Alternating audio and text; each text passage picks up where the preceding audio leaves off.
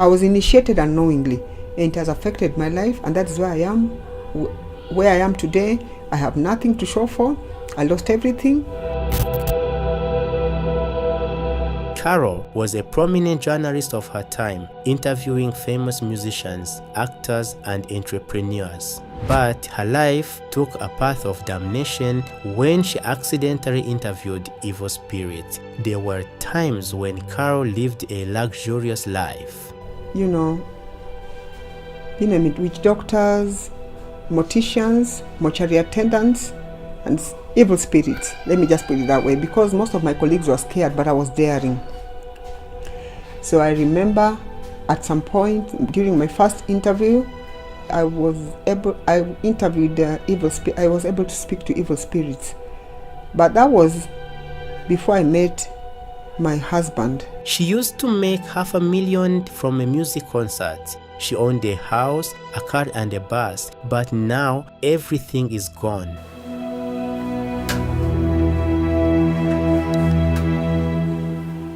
The answer to the big why is witchcraft. Most of you do not believe in ghosts, spirits, or supernatural phenomena. But here we have a woman who made one wrong decision and then there was no coming back. From marrying a witch doctor's assistant to getting a chicken's blood transfused into her body. And then he brought out a syringe and took the blood from the chicken and injected me with it. I was traumatized. But how did she get caught in the web of evil spirits? How witchcraft damned her? Where does this whole story begin and where does it lead to in Carol's life? If you are curious to unravel Carol's life's mystery, stay with us in the video. But let me warn you in the beginning, this video is not going to be easy. Embrace yourself to witness one of its own kind of story of a woman who lost everything to witchcraft. Let's get started.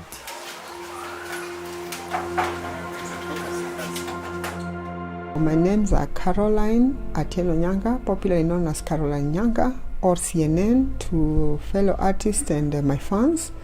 And I'm a born-again Christian. I'm a mother of 2, a third born in a family of 6. When I went to India, I was only 18 years old at the time, I remember. And the kind of life that I led was not in accordance to the will of God. As in, we used to party a lot, 24 hours. We used to go out for beach parties, even 3 days non-stop. There are many twists and turns in Carol's life. India happened to her in the beginning, the prime of her life, but she had no idea how this fun was almost going to cost her life. How well did you blend in with Indian culture? Life was good. I used to, like I said, we used to party a lot, even though the Indian culture is a bit strange. You see, India is normally referred to as the center of the devil by many people due to their nature of worship. They worship cows, goats, and statues, almost 365 gods. So I used to accompany some of my Indian friends to go and worship with them the idols I remember at the time, because I did not know what I was doing at the time. Why did you go to India? What did you do there? At the time when I went there, I was able to, my first degree was a Bachelor of Arts in Bachelor of Arts in Public Administration, Political Science, and Psychology. That was my first degree within a period of 3 years. And then my second degree was Bachelor of Journalism for 1 year, and then Masters of Mass Communication and Journalism for another 1 year. That was 5 years. So by the time I was done, I was in my early 20s. Knowing her rich education qualification, it makes me wonder more how something like witchcraft can destroy such a smart woman. Life does not go wrong just after a wrong decision. It is always a series of wrong decisions that move your life upside down. Something similar happened to Carol. So when I was about to come home, I had an accident. It was a very serious accident. I remember I broke my femur, my leg, my back, and stuff like that. I didn't know it was that serious. But by the time I arrived at the hospital, Indian private wing, the doctor said that I had broken my femur and stuff like that. So I had to undergo a major operation, urgent one. It required my mom to come over and my elder sister, because my late mom at the time was a nurse. So my mom came over and my elder sister I stayed in the hospital for a period of 1 month. At the time, the person who caused my accident came and apologized, and I forgave him. He was an Indian, and then a pastor came over and prayed and asked if I was ready to give my life to Christ. At the time, I was just giving my life to Christ because he told me that if I do, I'll be able to recover. So I was just doing it as a by the way. I was not serious. So I gave my life to Christ, and I remember people just dying in the hospital, and I was being transferred from one ward to another. So I underwent a major operation, but before that, my mom was told that I needed blood transfusion. So my mom had to, consent. You cannot be given blood without a parent's consent. So my mom agreed, and then I was transfused 12 pints of blood. And I went to blood transfusion, 12 pints of blood, like I said. And then I was given IVs, about 30. And then I was used to be given 8 injections per day for a period of 1 month. So from there, I was able to, my condition was better.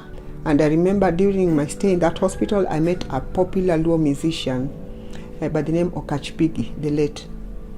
And he was critically ill at the time. My late father is the one who introduced me to this man. I did not know him because I was young at the time.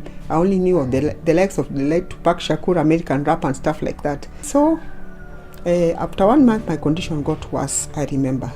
So I had to be taken to another government hospital, but it's a very big hospital, though the private wing section. My condition got worse, so I went there, and I was able to stay there for a period of about 3-4 months, I remember. At the time, I underwent a major operation still, blood transfusion, and then this time round, the operation that was being conducted on my body was to remove the plates. The first time in India was to insert the plates. When you have an accident and you're injured, you're fractured, they normally insert plates. So this time round was to remove the plates because I was in so much pain and suffering. So I remember the plates, I was transfused as usual, and then I went to the theater for 9 hours as usual, and then after that, the plates were removed. And then there was a time I started bleeding for a period of 5 months, I remember. And I was told by servants of God that it's spiritual. So the doctors suggested that my uterus be removed, but I refused. I went to a neighboring country for prayers, and man of God prayed for me, and the bleeding stopped instantly, I remember.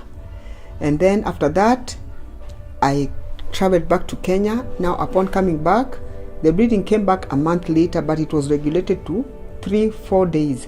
You understand? 3, 4, or 5 days. Because that one was 5 months non-stop, I remember. Such fatal accidents sometimes leave lifelong scars on people. Was your accident any different? After about 3-4 months, I was discharged. But prior to my discharge, the doctor said that I would never walk, I would never give birth, and I would never dance. So this was very bad news for me at my tender age. So I remember my mom never lost hope as a nurse. A friend of hers advised her to take me to a traditional masua. That is a man who uses traditional medicine to massage or broken bones or to mend or fractures or something of the sort. So my mom took me there. It was in a place within Nyanza, a place called Kokuro. That one was huge. So I remember the first time when you go to his home, it's a family friend who introduced us to this man, and she lived just next to the man. So when I got there, upon arrival, I remember the guy had to break the fractures again. It was so painful. I think my mom took off. Actually, my mom took off at some point with her friend, but I was left there, and I was just, persevering because I wanted to get well at the time. All I wanted was to get well. So I remember after that, my mom came back, and this man assured my mom that all would be well. So the massage went on for a period of 5 months, I remember. So by the time it was done, I was able to walk at least, I remember. When medicine fails, miracles pave their way in. So once you were back on your feet, how did life turn out then? I was opportune to get a job with a popular media house at the time. I will not mention the name for personal reasons. So I was one of the best entertainment writers, I remember. I used to specialize in feature stories, human interest stories, entertainment, you name it, exclusive stories, all that. So it was all good, I remember. And even at the time, I remember I was opportune to interview a number of musicians from within Kenya, Tanzania, Uganda, let me just say East Africa, Nigeria, Congo, Central Africa, UK, US, you name it. All musicians used to come to Kenya. I used to be given the opportunity. I used to be assigned to interview them due to my unique skills, and I thank God for that. So I did the interviews, I remember. I did exclusive interviews also at the same time. And I was also I was assigned to interview, not opportunity, I was assigned to interview, since I was daring, I was assigned to interview, witch doctors, witch doctors, morticians, mortuary attendants, and evil spirits. Let me just put it that way, because most of my colleagues were scared, but I was daring. So I remember at some point during my first interview, I was able to speak to evil spirits. I remember the first interview I was with my colleague, and we went there into a witch doctor's den.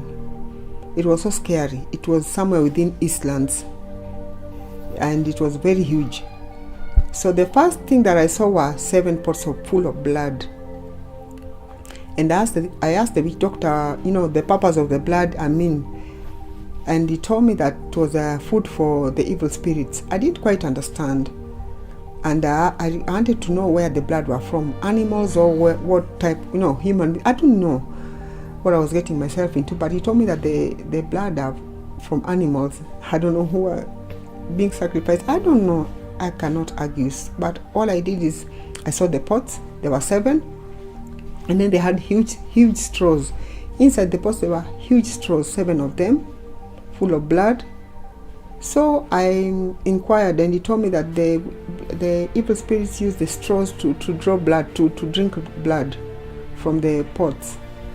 So I didn't want to say much, and then he showed us briefcases full of money, 1,000 notes. There were millions actually. So I remember after this interview, before we began the interview, I was a bit scared. So the witch doctor requested that we go back home and come back after 1 week. So we went and came back a week later. So that week, when we arrived, upon arrival, we were ready. So his role was to entice the evil spirits. I remember. It was so scary, but I don't know. It was too late. We could not could not change our mind, because we were already there, me and the photographer. So he began enticing the evil spirits by burning incense, chanting rituals, and using a handbell, I remember. So as the spirits were coming, I think the witch doctor lost control, or rather he went still like a dead person. And we were there. We were so scared with the photographer, and I remember we kept holding hands, because there was no way of escaping. We were already locked inside there with the evil spirits, and the man was still. The man who we were talking to was already still, so we were just there waiting for the worst probably to happen. So I remember when they came in, when the first one came in, they were speaking in pure Kiswahili, not English, but pure Kiswahili. And they was just saying, tuko hapa mwanangu, here I am, my daughter. That was what they said. The first one, the second one, the third. When the 5th one came in, I lost my memory. And then the 6th one, and then the 7th one, and then they were able to restore back my memory. These are evil spirits, remember, so they can do anything. Even the Bible tells us that evil spirits are fallen angels. So I remember my memory was restored back, and I could hardly speak because I was scared. My colleague now was not even saying anything. We kept holding, we just held hands. And then when I gathered courage, I remember asking them their role. And they quoted a verse in the Bible which says to kill, steal, and destroy. And I was even more scared. And then I inquired from them where they were from, where they are from, where they live, and why they had to take too long. And then they told me that the reason why they took too long after being enticed by the witch doctor is because they were coming from various oceans. They live in the oceans, in oceans. So they mentioned Indian Ocean, Pacific Ocean, Atlantic Ocean, I think there's Arctic Ocean, and is it Archaic? I don't remember, but there were 5 oceans. I cannot remember Indian, Pacific, Atlantic, and Archaic Ocean. Arctic or Archaic, I don't remember too well because I lost my memory. So they told me that when they were being enticed, they had to come from there, come and drink the blood from the pots, and then go to various countries. Then they told us that, you see, human beings, when you want to go to the US or the UK, you take like more than 10 hours. Like India, for instance, it takes 7 hours by flight. So they say they only take 5 minutes to fly to any country that they've been assigned to after taking the sacrifices or the blood. And then they go and they enter into that person, and then they bring that person home. That is why you see somebody disappears abroad for 10 years and then comes back home after 10 years. They told me that they've been assigned to do that, so they do that on a regular basis. So then they requested they wanted to talk to my late father. And I said, the Bible tells us there's no connection between the living and the dead. And then they requested if I would talk to any of my relatives late. I said no, I refused. The photographer was just quiet, he was not uttering. I think he was in shock. So after the interview, I remember he requested to take a picture of these evil spirits, and they agreed. So he took pictures. As we were looking at the camera, it was a quality camera. We could just see bones, like skeletons. That's what we saw. So he could hardly understand. So he continued taking pictures of the skeletons. He was excited. And then by the time the evil spirits were done now, I inquired from them a lot of things, their role and stuff like that. And then they want me not to write anything negative about them, or they would come for me. They know where to get me. That's what they told me. And I said I would never do that.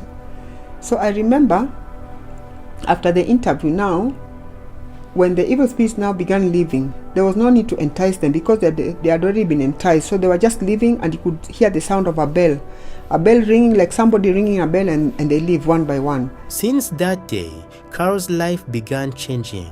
Something shifted inside her. She had no idea what awaited her on the road she took that day. However, we have heard that spirits cannot be captured on camera, but your colleague took some photographs, right? How did they turn out? I remember upon leaving, the picture disappeared from the camera. Shock on me, shock on my colleague. We didn't know what we were going to tell the company because the pictures were there were skeletons, then they disappeared. So I didn't know. I was shocked. So after that, I remember I developed complications, health issues, as in I had severe headache. I was not okay at all. Let me just put it that way. I was ill, critically ill, and my colleague too. So I decided to go to the nearest church upon leaving the witch doctor's den. My colleague, I think he didn't believe in these things, so he said he didn't see the need of going to see a pastor. Me, I went, and I remember the pastor prayed for me. I told the pastor that I've had an encounter with evil spirits, and he prayed for me. Deliverance was conducted and stuff like that, and I think that somehow saved my life, because after that I've been undergoing deliverance sessions and prayers with more than 50 pastors, I remember, after that, in different churches. My colleague did not see the need of going to a church or for prayers. Now 6 months later, one day when I was walking in town, I remember somebody tapped my back, and when I turned, it was the witch doctor, and he told me that the evil spirits were very excited with the story. I remember when the story came out and it was published, it sold, thousands of copies, like never before, I remember. So they were very happy, and they had told me that the story would sell, the evil spirit, I remember. So after the witch doctor, after tapping me on the back, I had to go for deliverance, for prayer sessions again. My colleague refused. 6 months down the line, he died. I remember he fell ill and he died.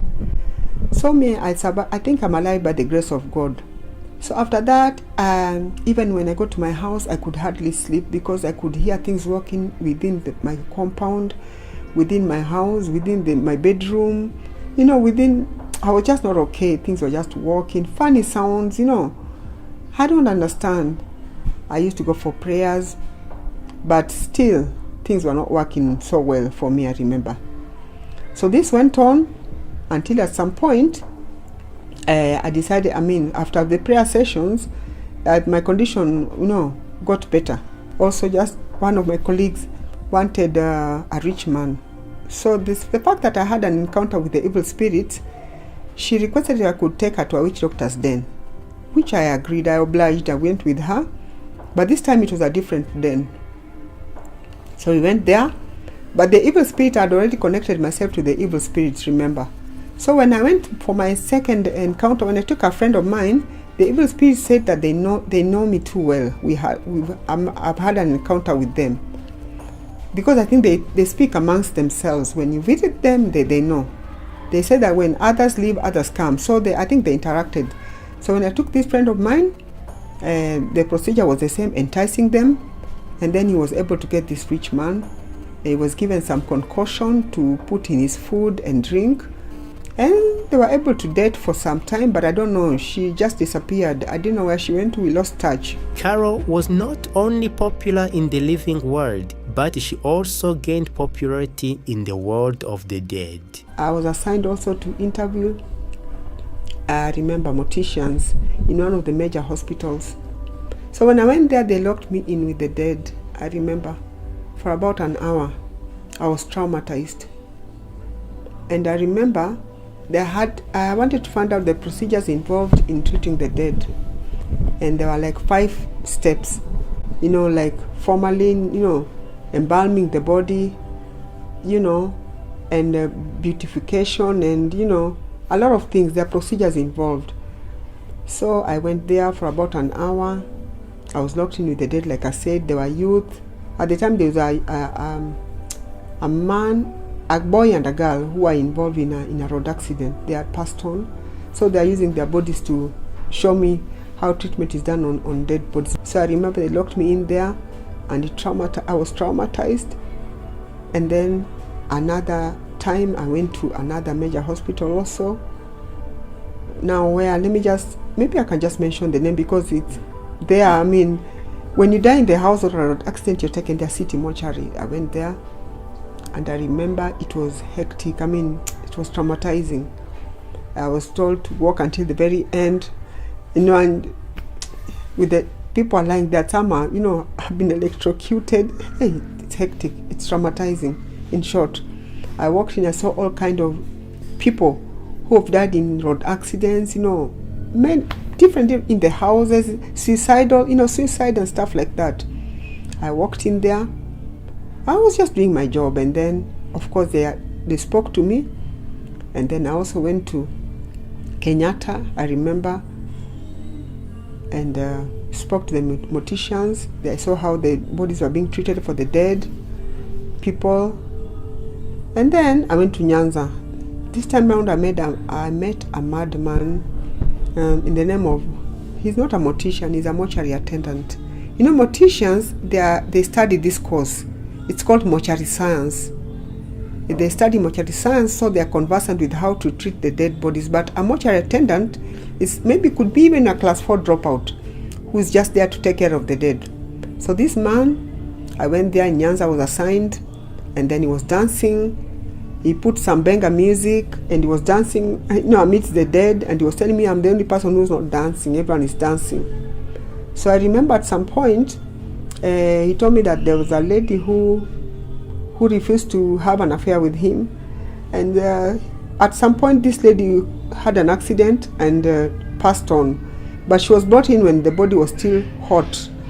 So he slept with this lady, And then he told me, women, why do you feel sweet when we can actually sleep with you when you're normal? And then I felt that I was dealing with a psycho at the time.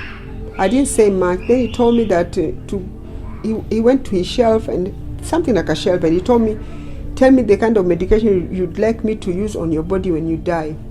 Then I told him, let me go and get some airtime, then I'll come back. Then I just disappeared because I was dealing with a madman. Life has been uniquely cruel to Carol, so much so that even she finds herself trying to connect the dots. What went so wrong and where? Did you have other ventures for income, or were completely reliable in panoramic interviews? I remember I had a tailoring shop, I had a bar and restaurant. I used to, what can I say? Is it chicken? I don't know. I had so many chicken and, poultry and stuff like that. And then I used to do concerts in a club. Whenever I did a concert, I would end up getting half a million per night. So I did 2 concerts in a month. So that's 1 million. So even if I was not paid on time, at least I had some money with me. I had 2 vehicles. I said 2 vehicles and a bus. And I used to host musicians, especially the low musicians, in different clubs, and I would get a profit of half a million per night. So I used to do 2 concerts in a month. So when I was initiated, this witch doctor requested that I give 200,000, which I did.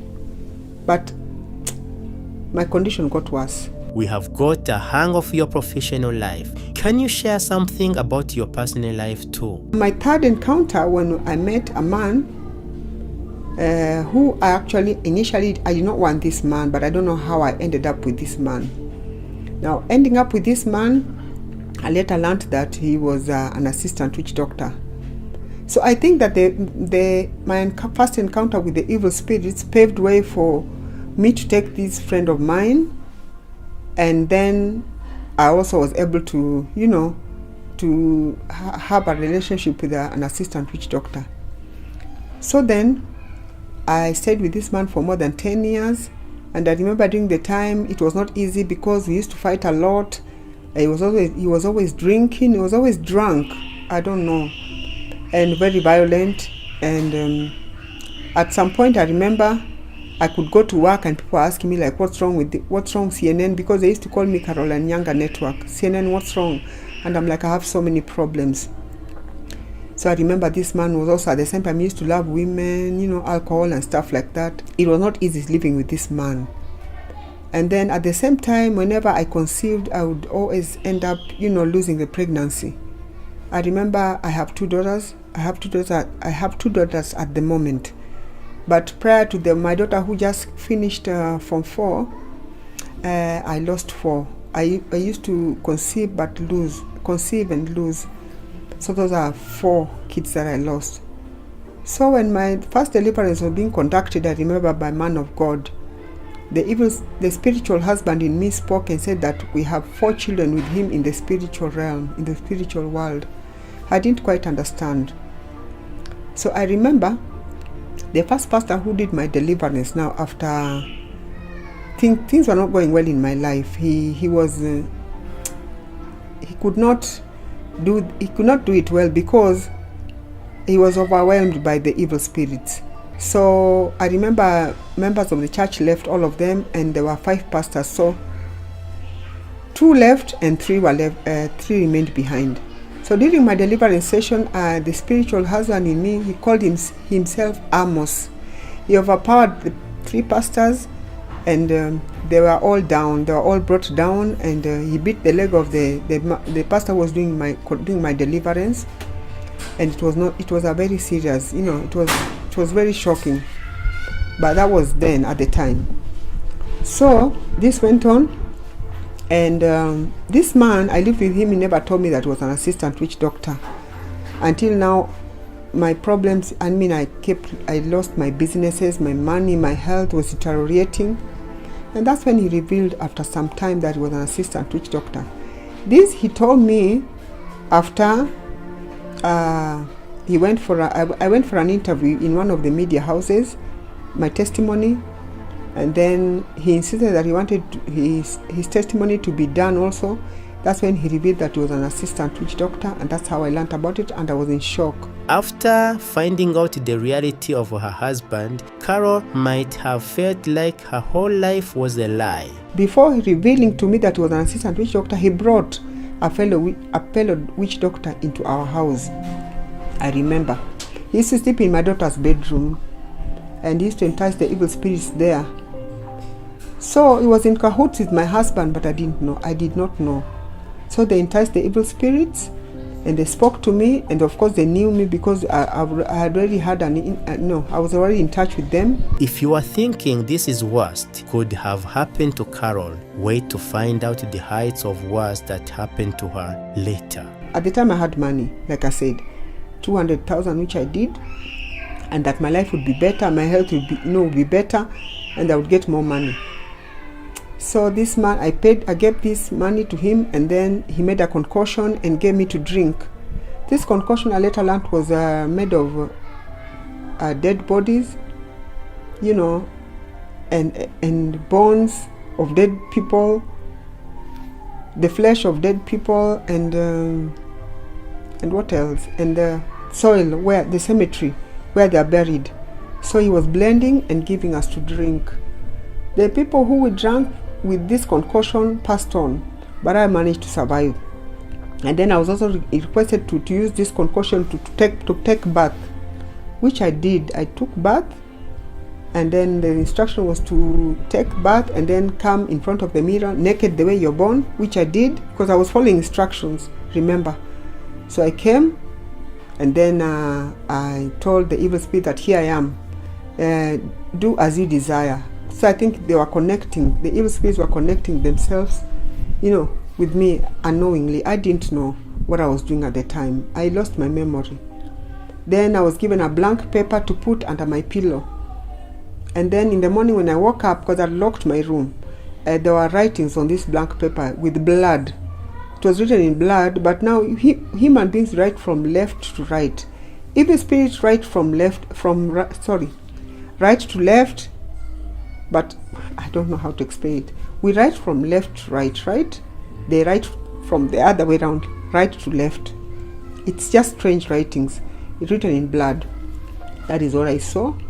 It shocked me, and you know what really shocked me is that evil spirits know us more than even we can imagine. Because they told me everything that was troubling me, things that I had not told anybody. They wrote it in that piece of paper. So after that, the witch doctor requested that I buy chicken, and then I did, and then he brought out a syringe and took the blood from the chicken and injected me with it, and took mine and injected the chicken. So I think one person even made a joke and said that I had a blood transfusion with chicken, which is okay. I didn't know what I was getting myself into at the time, but I think after that my condition got worse. I kept losing, my health was deteriorating. I lost the money. I was losing money. I didn't know what was happening to me. I could hardly sleep. With witch doctor who came to our house, who was brought by my husband. One day I inquired. He used to go out and come back. So at some point I insisted. I wanted to know where they were going to. Then he told me that he goes to sleep in the cemetery in the night. My husband used to escort him at 6 p.m. and then he comes back in the morning. So he told me that he goes to one of the major cemeteries within Nairobi, sleeps there, and then he does his stuff for different categories of people until morning. As in, they start from around midnight until 4 a.m. So when I inquired who these people were, then he gave me 5 categories. He told me that there were pastors, politicians, prominent businessmen and women, the youth, and musicians. Those categories. I'm not saying that all of them do that, but there are majority of them do it. There are few of them who don't do it. I'm not here to judge anybody, but I'm just stating what the witch doctor told me.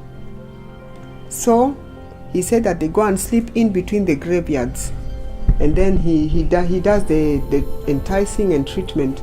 So when I inquired, he refused to tell me what it entails. So then it was okay. After that, after hearing that, I was shocked. But then I decided to just keep quiet. When I heard this anecdote, it left me speechless. The same might have happened to you, the husband who lied to her all these years. Do you know what he did after a decade of being together and after ruining Carol's life? I remember he just decided to walk out, and then he came back. He went to a neighboring country, came back, and then said that he decided to give his life to Christ. So I'm not in a position to judge him, and that he's a pastor, which is okay. I'm not here to judge anybody. So then after that, he decided to remarry. Left me with the kids. The two, of course, the other ones, I lost the 4 kids, but now I have 2. So it was okay. I don't have anything against him. You told that you were living a lavish life and you have lost all of it. So what challenges are you facing now? So the challenges that I'm going through right now, there are so many. Like, I've not had a job for the last 6 years. Because where I used to work, we had issues. You could work even for months, even sometimes a year, and you're not paid. Yet I'm qualified, so I don't understand. And I used to win awards. I have so many awards and nothing to show for at the moment. I have these two girls. I don't know, we are just surviving by the grace of God.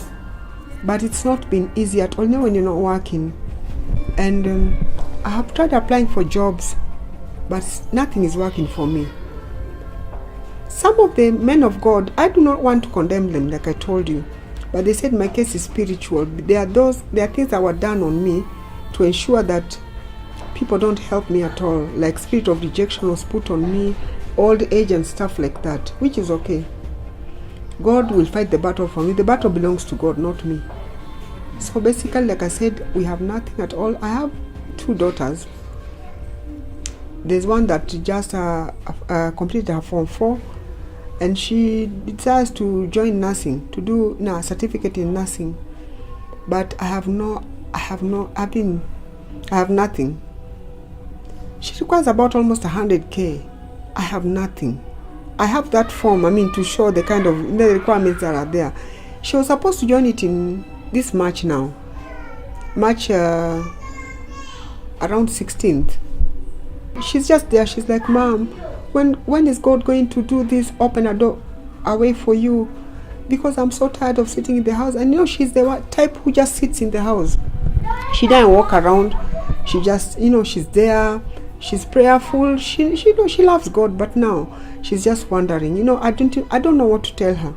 All I normally tell her is that God is faithful. God will come through for us, and she tells me amen. I don't know. So that is the challenge I've been going through. Sometimes even food, it's not easy. My brother being without a job for 6 years is not easy. So I believe my encounter with the evil spirits, my first encounter, paved way for the second one, like I said, the third and the fourth. And then also the kind of interviews that I used to do affected my life a lot. So life has not been easy. I lost everything that I had. As I'm talking to you, I have totally nothing, but only God. I don't know, God is my refuge. The friends that I had, all of them took off. When you're in trouble, people take off from you. People feel like you're a burden. But God can never tire of us, that I know. Our God is a God of restoration. God is a spirit. He cannot come down, but he uses men and women of influence. So I'm sure men and women of influence are within Kenya, even out there, who are watching me. And God can use you. God can use anybody. We are told that I can put my trust in somebody else, but God has a different plan for me. So God cannot come down, because if he comes down, we all die as a spirit. But he uses men and women of influence to be a blessing in our lives. So I believe that God will use somebody at some point, wherever that person is. I do not know if you're watching me or if you're not watching me, but God knows me, because he tells us that even before I was formed in my mother's womb, he already knows me. and He has good plans for me in the book of Jeremiah 29 verse 11. This firm belief in God is keeping Carol sane. Hope is a thing with features, and Carol's hope is tied to His presence. People who are visiting witch gods for work or for some belief, would you like to give them some piece of advice? Most of them have not stood firm with God, majority. I'm not saying all of them. And then I've also had Gen Zs calling me that they want to contact witch doctors. Gen Z, my advice is very simple. You're getting yourself in trouble because the witch doctors, they are ungodly. Let me be very honest with you. The devil came to kill, steal, and destroy. So they'll give you that money, but you have to pay for it. Probably through your child, through your parents, or brothers and sisters. So you have to be very careful. Don't rush, into making a decision, just because you want money. Money is not everything. Without God, you'll get this money, but it will not last, and it will also affect your life. So the best thing, seek God above all, because we know that silver and gold belongs to God. The earth and everything in it, the world and all who live in it belong to God. God is the provider. God uses men and women of influence, like I said. So don't rush into black magic, witchcraft and stuff like that. It's just a waste of time. I'm talking, as a journalist, as a mother, and I've been in touch with evil spirits and, black magic. I was initiated unknowingly, and it has affected my life, and that's where I am, where I am today. I have nothing to show for. I lost everything. So I had to pay the price. So that's why I'm telling anybody, if you take your mind to a witch doctor, you're in for trouble. In fact, you're in for the worst, because that's what I'm going through right now. Our curiosity to know the unknown can sometimes cost our lives. Carol is the perfect example of feeding your curiosity and losing it all. Before we end this conversation, would you like to ask anything from our viewers? I'd like to request the viewers to kindly subscribe to my YouTube channel, Caroline Nyanga Network, as in CAROLINE, and then NYANGA, and then network. Kindly subscribe, watch, share for the glory of God. I have testimonies there, and I think if you do that, it's for the glory of God. I'll be humbled, and I don't know. I just thank God for you people, and I know that you're going to do that. For anybody who would like to reach out to me, my number is 0724 58 4443. 0724 58 4443. As my time with Carol and her family comes to an end, I can see I am a different person now. I was unfamiliar with a world that does not even exist around us, but it's affecting people to the core. After listening to Carol's story, I am speechless, and I believe you too would be. Sometimes life takes a path that we never planned to take, and everything goes out of our hands. A similar happened to Carol. She is a well-read woman with experience of how to work with celebrities. You can reach out to her to help her with work or whatever way possible. But the least all of us can do is share Carol's story with people around us, so we can learn and be aware of the alluring, superstitious world around us. I salute Carol for bravely handling every situation in her life and for being forgiving towards people who wronged her. It takes courage. My name is Nameless Campos, and this is AfriMax English. Remember to subscribe and share Carol's painful yet inspiring story with the world.